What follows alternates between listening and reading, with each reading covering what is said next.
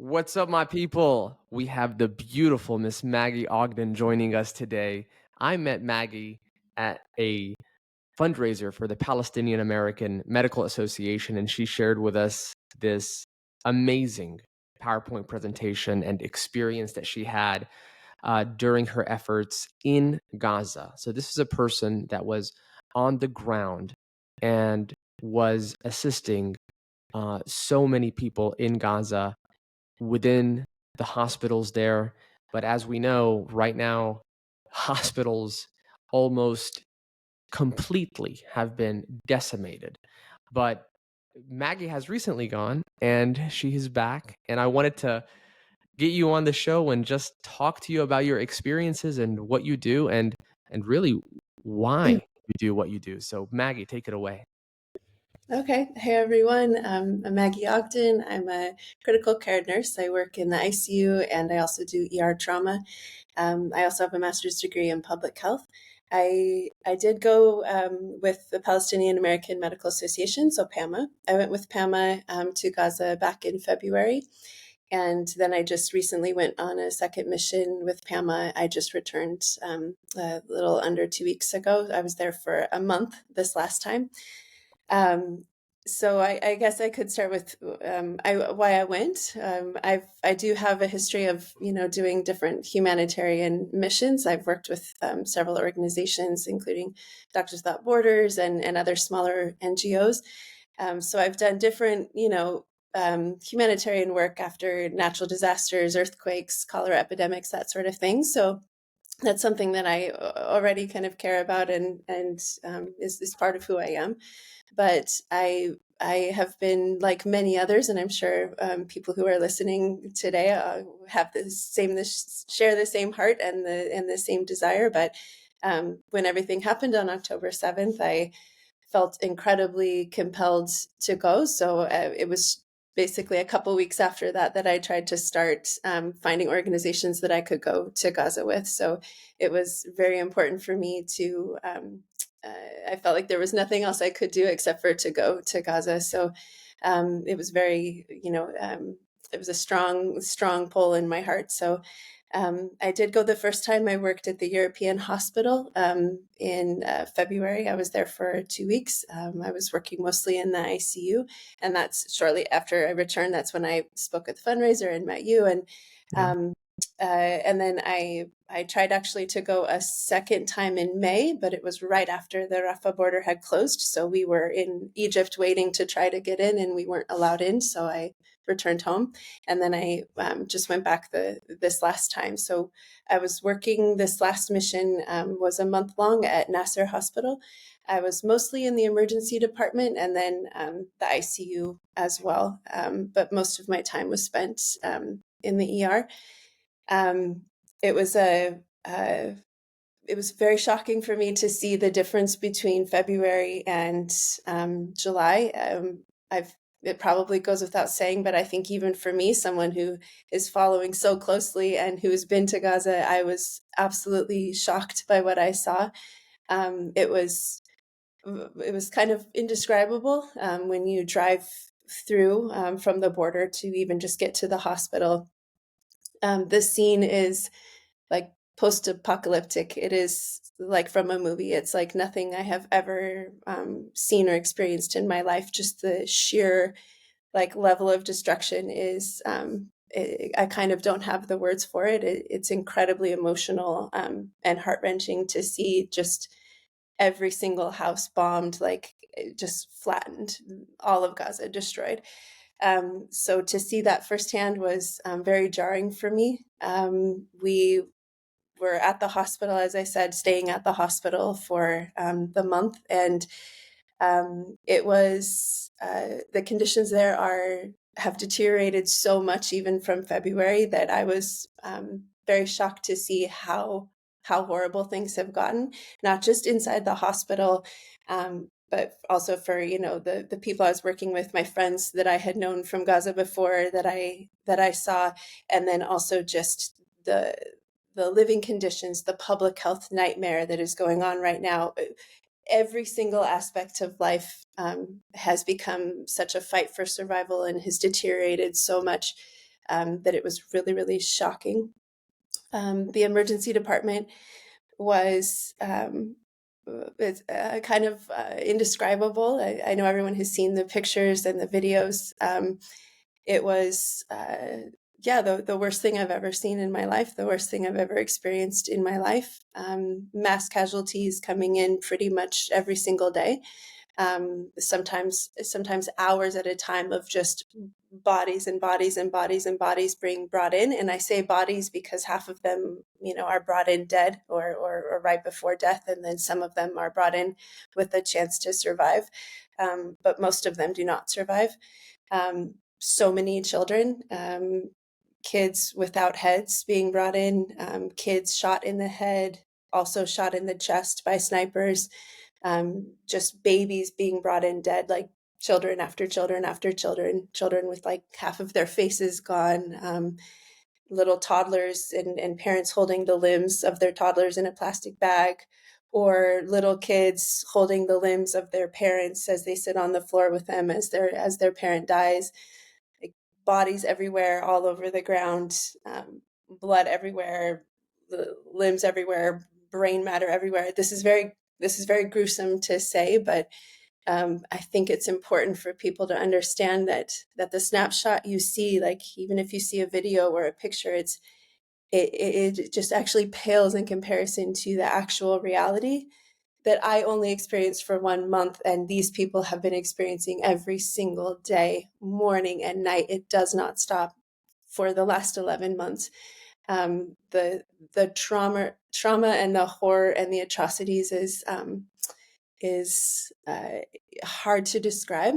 When you're in the ER and there's just people screaming, there's family members and friends, like bringing these bodies in that are already dead, and the screams of grief, like just I cannot get them out of my mind. Parents with their dead babies, children crying and orphaned with their dead parents. The smell of blood is everywhere. It never goes away. The just death and destruction is just all around. So I could start with that, and then I mean I could go on and on, but yeah, just to kind of paint a picture of the absolute horror that is going on right now in Gaza. There's so much to follow up on. The one thing that struck me as you were mentioning the scene is something similar that I heard from another doctor that was there. Sometimes when I look at the level of devastation from like a Israeli airstrike, total explosion and then bodies being dismembered, but also there's this bullet wounds to the bodies, to the heads of children. And one can say that, the airstrike was meant for one reason, but there's collateral consequences, there's collateral damage. It hurt more than the intended object. But what struck me was the snipers, and the sniper bullets. Is that a one-off that you saw, or is this a pattern that you saw?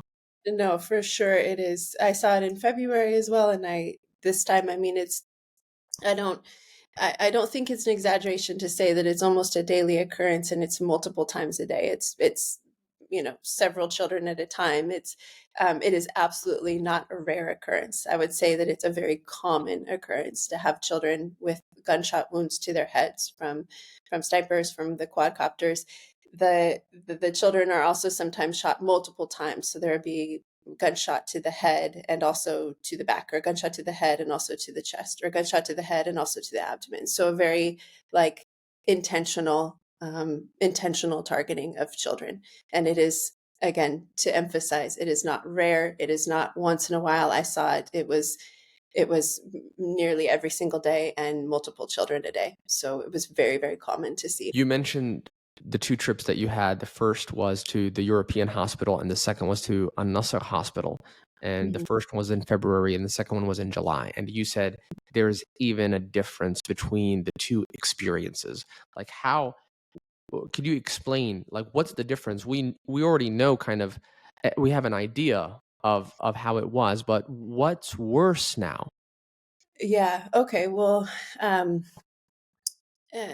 everything. So let's start with inside the hospital.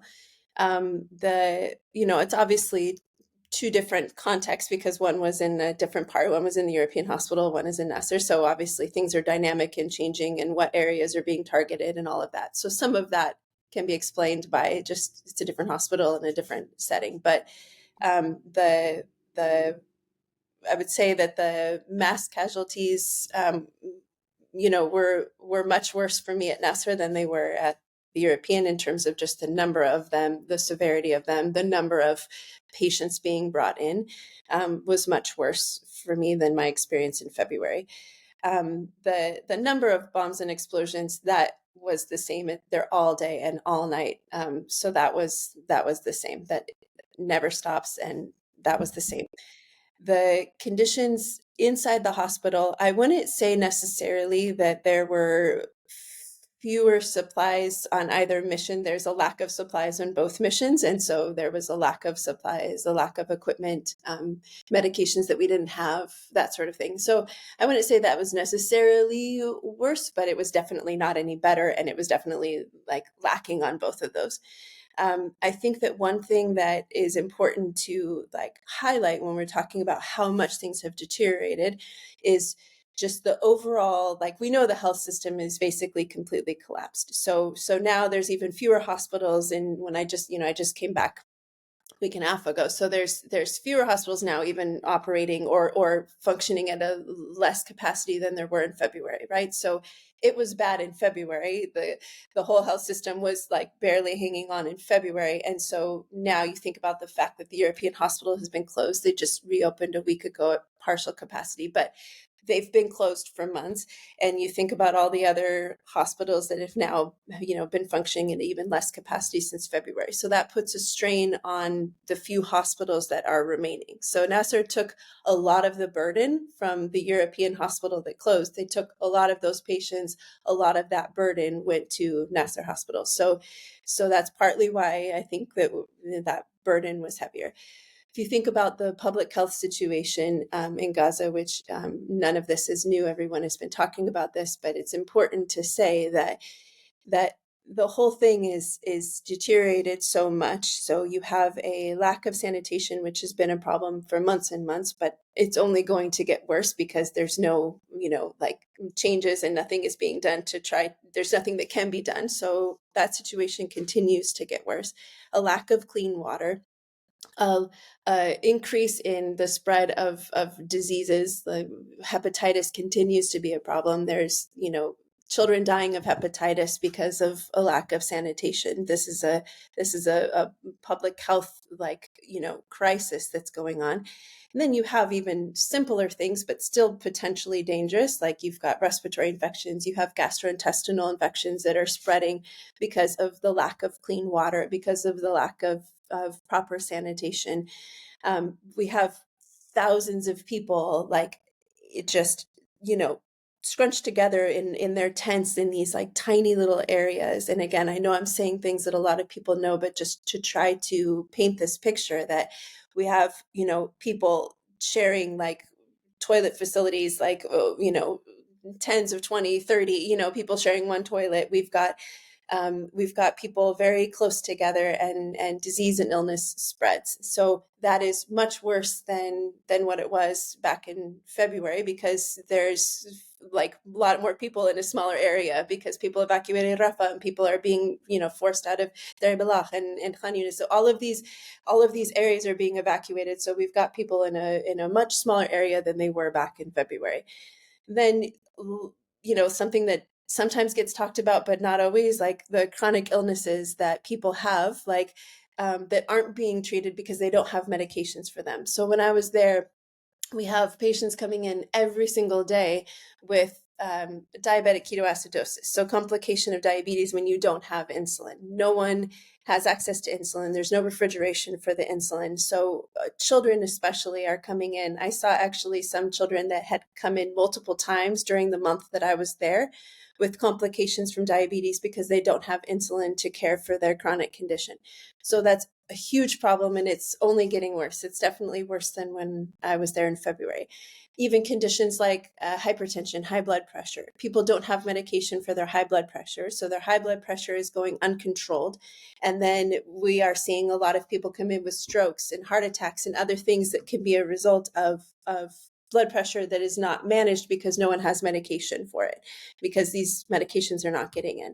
And then you think about like respiratory illnesses, like chronic illnesses, like maybe asthma or COPD or something like that. People don't have their inhalers. People don't have the proper medications. So it's not just that people are getting killed by airstrikes and this is, worse and worse. It's also that people are, in these tight areas. You have these public health crises, like these infections that are spreading, the sanitation, the lack of water, the lack of proper nutrition and food, the chronic illnesses that are not being treated because no one has any medication anymore because nothing is coming in. So all of these things, and then we're not even touching on just the trauma of like obviously I was traumatized and I was only there for a month. So the level of trauma, and I know that it's been said, but we need to continue to say it, the level of trauma that these people are experiencing is I cannot find the words to describe. Every single day, to see this level of horror around you every single day, it does not stop. There's not a moment of rest. There is not a second where these people can rest. The Palestinians, every single day, every single night, the bombing does not stop. The death does not stop. The horror does not stop. The fear and terror does not stop. The fight for survival from the moment you wake up until you go to sleep at night. And then at night, you just can't sleep because you don't know if you're going to be killed in your tent. Like this level of trauma, children seeing their parents killed, parents seeing their children killed, and not just like killed, but like horribly maimed and horribly murdered. Like it is affecting them. And yet I'm working with these like doctors and nurses and healthcare workers who have lost loved ones. Every single one of them has lost a loved one. Every single one of them has lost their home. And now this many months in, almost a year in, they've all been displaced like 5, 6, 7, 10 times. When I was there, some of them were displaced like multiple times during the month that I was there. And yet they continue to come back to work. They continue to come every day to the hospital. They continue to show up and to do their best and to give their best under this level of trauma and burden and pain and suffering that our minds cannot even comprehend. And that is to say that it affects them is a very like silly thing to say. It doesn't just affect them mentally, it's affecting them physically. Like they are exhausted, they are traumatized, they are at the limit, I feel, of what they can bear. And this is what they tell me. And my friends in Gaza tell me, like, the people who die are the lucky ones. Like I would rather just die than to deal with this burden and pain and suffering and fear every single day. So that even just the mental kind of psychological aspect of things is so much worse than when I was there in February. Among my friends and the people that I was working with, like their mental health and how they are coping is definitely so much worse than when I was there before. So hard to hear about this. It's like my emotional state just goes up and down, and trying to even reserve and restrain my emotions from sinking to a level that I can't control them. Just hearing you, and I can't imagine actually experiencing it. But I wanted to ask you about like what medication is coming in. Where's the water coming from? Give us an idea of is there anything at all coming in, and are there places that have more access than others, and kind of give us a geography of where Al-Nasser Hospital is, and are there any safe places anywhere? So give us I mean, your thoughts on that. I can speak to what I know, and I don't know all of the details or all the logistics about, the supply chain, but I can say that things are getting in. Mhm. Um, but definitely, to a limited degree and not all of the necessary things. So if we talk about medications, for instance, yes, there were medications in Nasser Hospital. We had emergency medications like the basic emergency life-saving medications to resuscitate someone in the trauma bay in the ER, right? So we've got the basic emergency meds that we needed.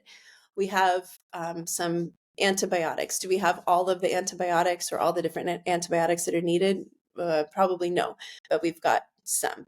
Do we have medication for blood pressure? Yes. Do we have all the different types of blood pressure medication that are needed? Definitely not. Do we have, some, kidney medications? Yes. So we have some of all, most of the different types of medications. Do we have all of the ones that we need? Definitely not. Are people dying because we don't have the specific medication that they need? Yeah, of course. Is there water? Yes, there is water.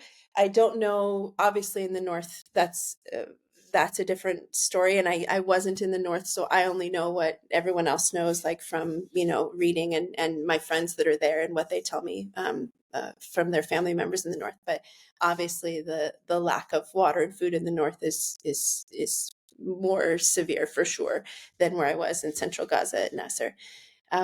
But there is water, but it is not easily accessible. People are having to, like I said in the beginning, like every single aspect from the moment you wake up, like the simple things in your life, like everything is a struggle and a fight for survival. So even like getting the water, to walk a long distance for a lot of these people, to get like the buckets or the containers of water that are very heavy, and then like bring them back to the tent, and then so there is water. Like, is it enough? I'm sure not. And is it like easily accessible? Absolutely not.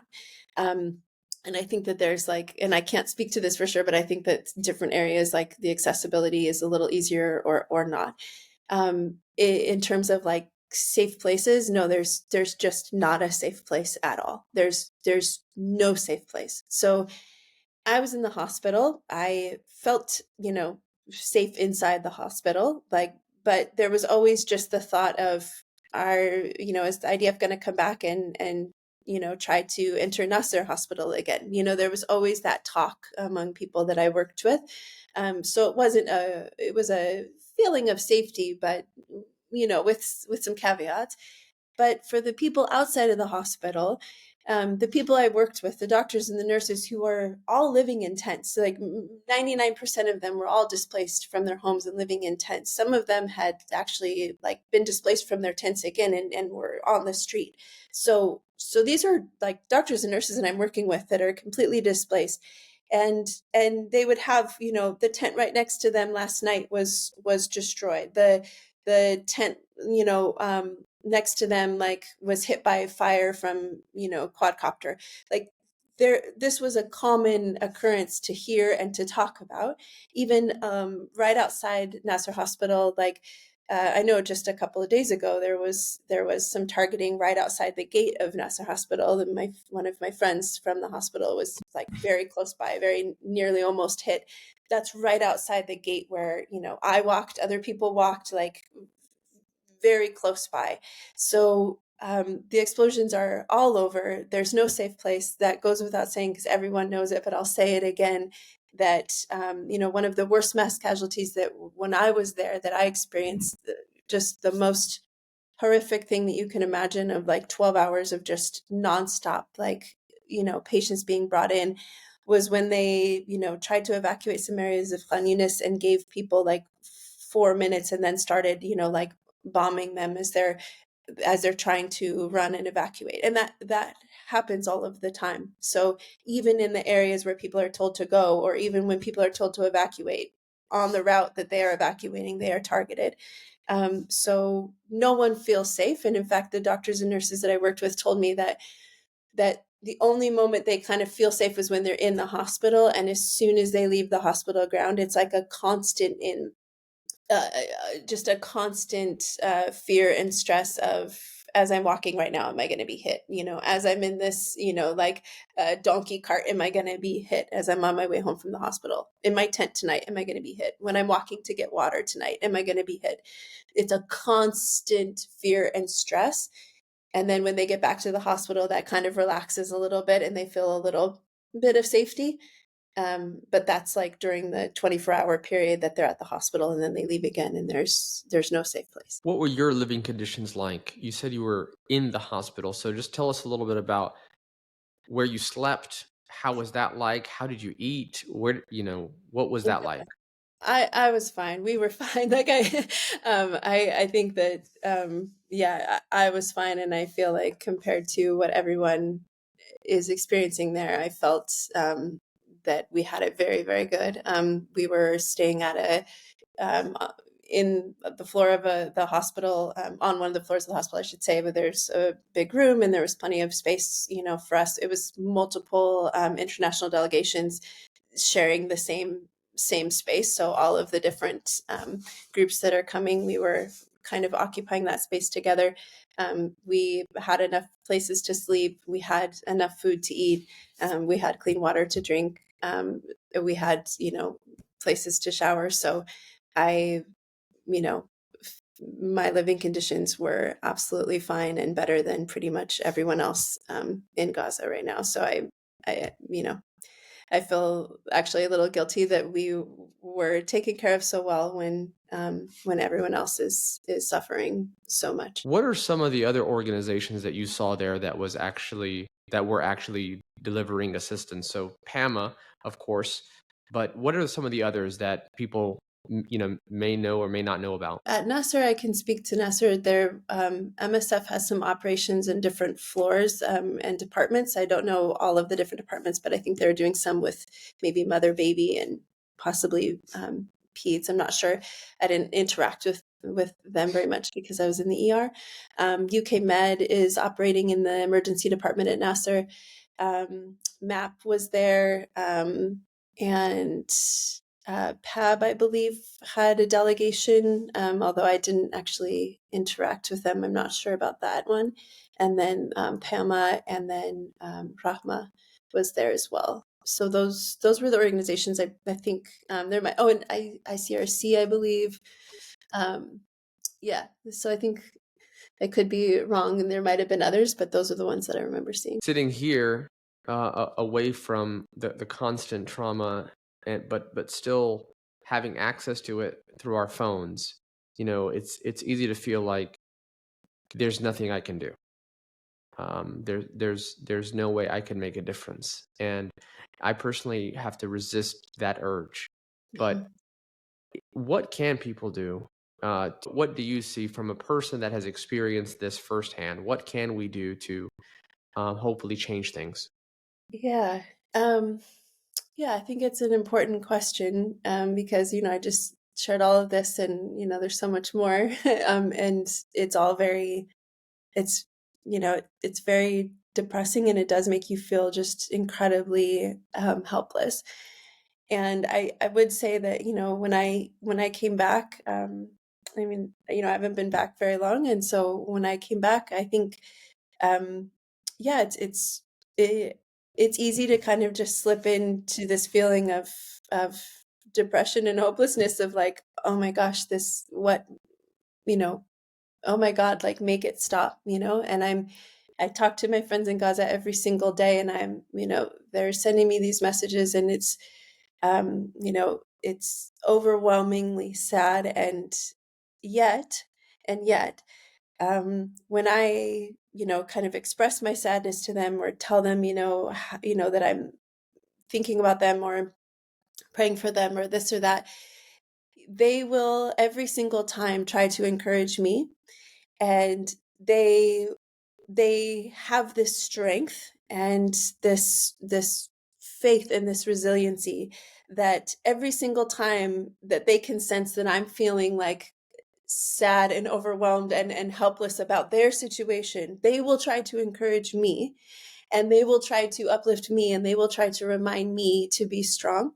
And I think that's a very humbling experience to have someone that is trying to survive a genocide tell you, like, it's okay, Maggie, like, don't be sad, like, you know.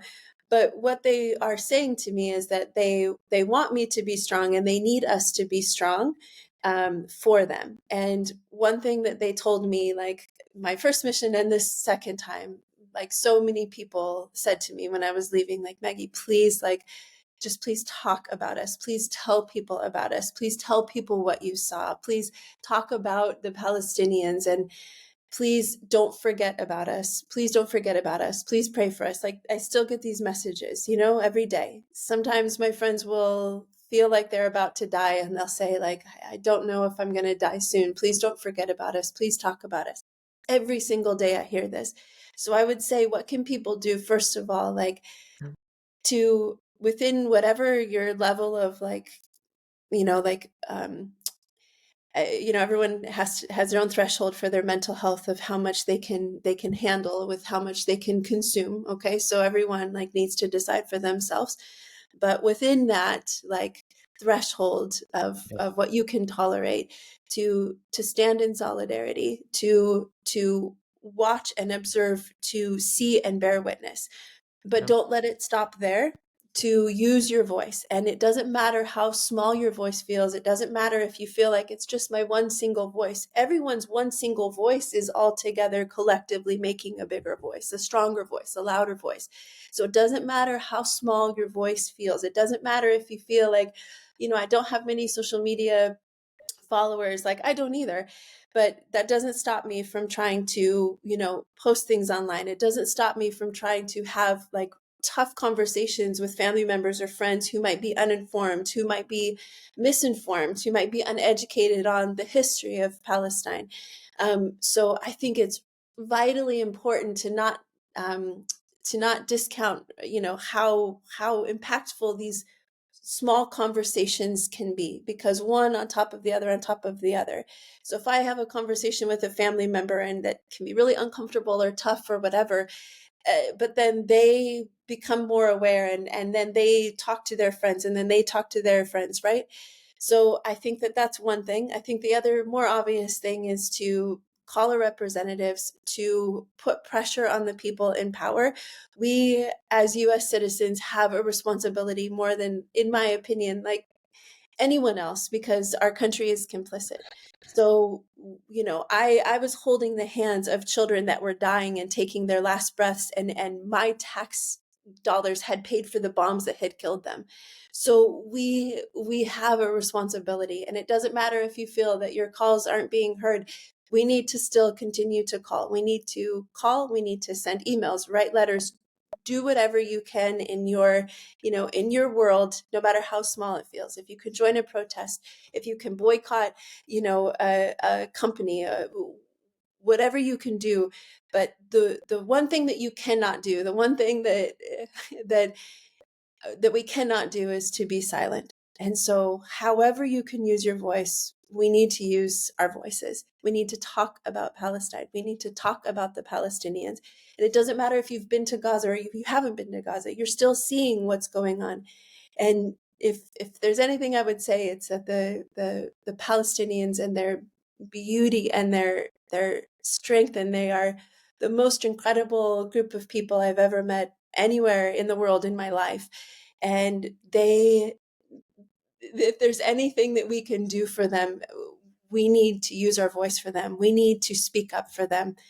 And so think about them, and when they say, please, just talk about us, don't let people forget about us, please tell the world about us, please tell the world what you're seeing.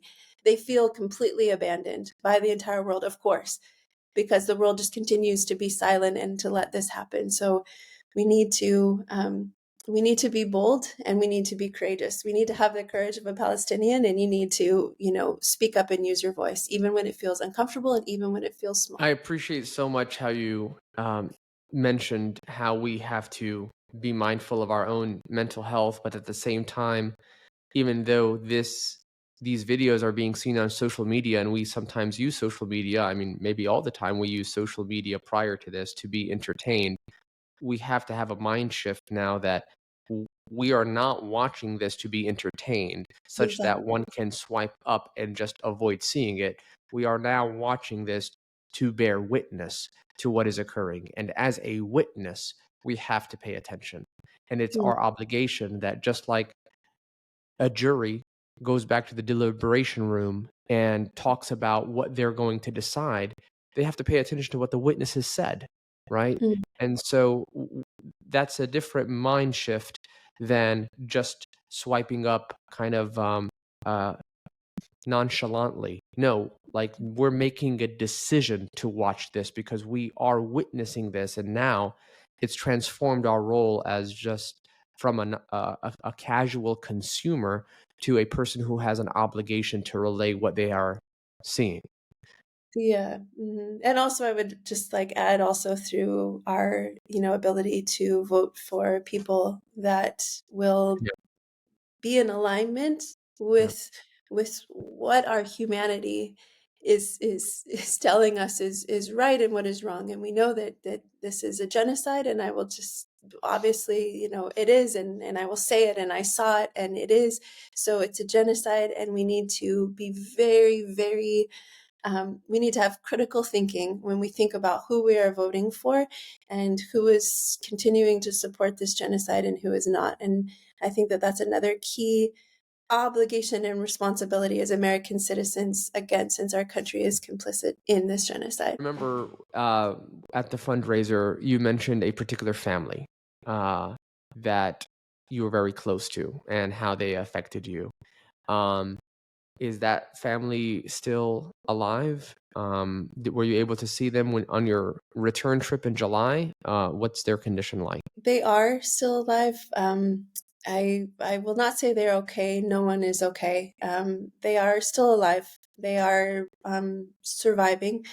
I did see them, and I saw many of my friends that I had met and maintained contact with. I saw them the second time, and still am in contact with them. But yeah,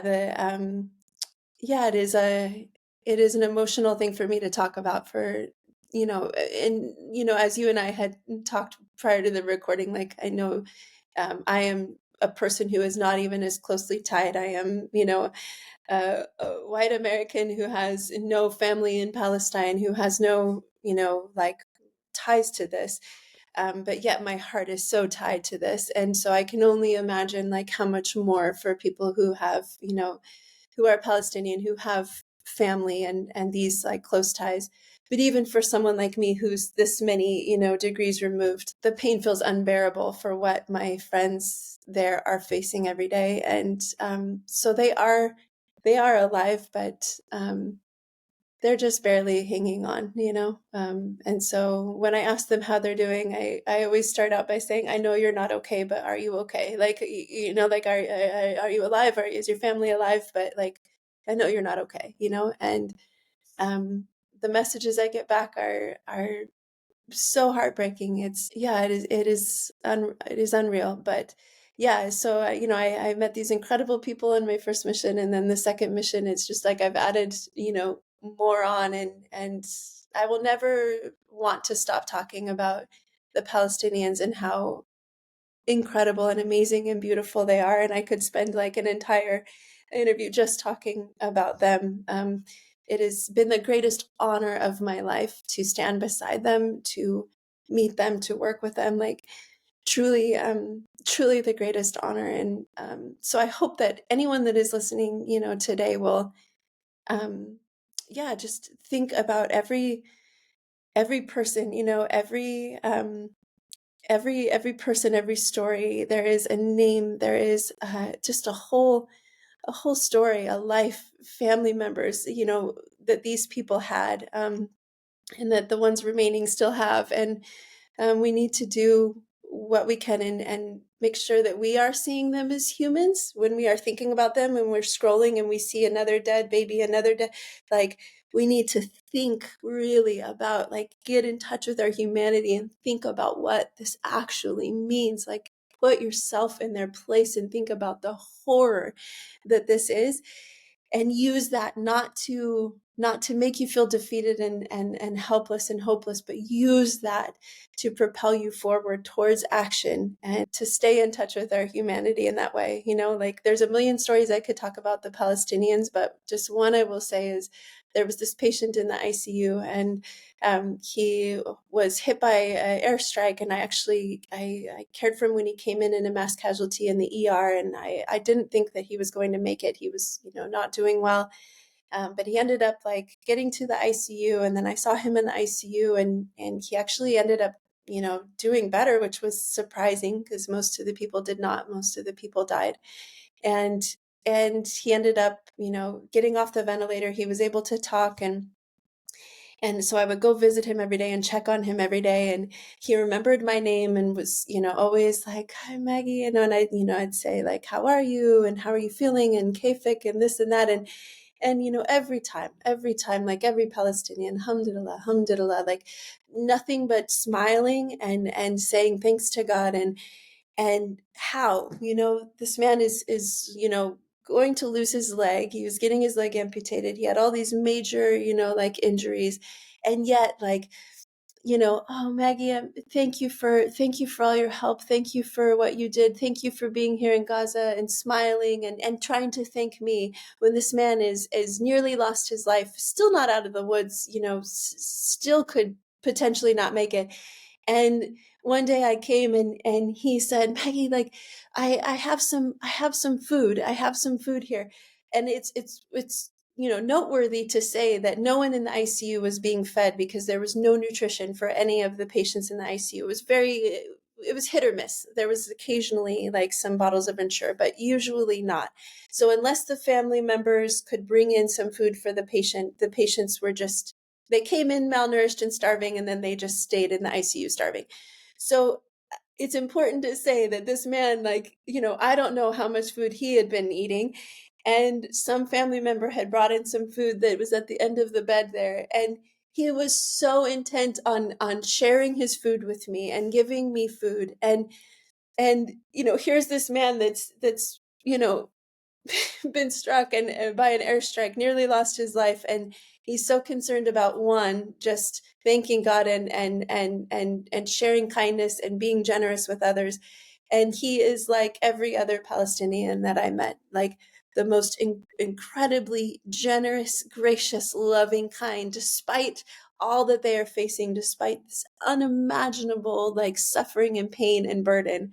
And they still like alhamdulillah and share your food and have a coffee, and please, Maggie, sit, please drink this coffee, please take, so yeah, I could talk about I could talk about the Palestinians forever, but I want to share these stories to just remind people to connect with their humanity and to see these people as people, and to fight for them like they are your own brothers and like they are your own sisters and like they are your own mothers and fathers and daughters and sons. Thank you so much, Maggie. You reminded me of a quote that Pat Holt, a good friend of mine, she's an author. She wrote a book called The Community of One. She says, "I'm not Palestinian by blood.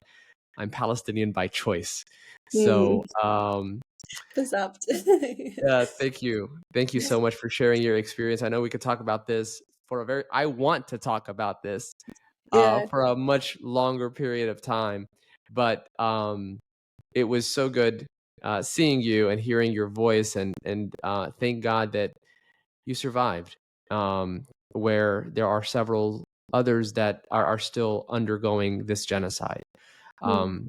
And wanted to ask you, do you have any upcoming adventures? Well, adventure is not the right word, but do you have any upcoming trips to I'm Gaza?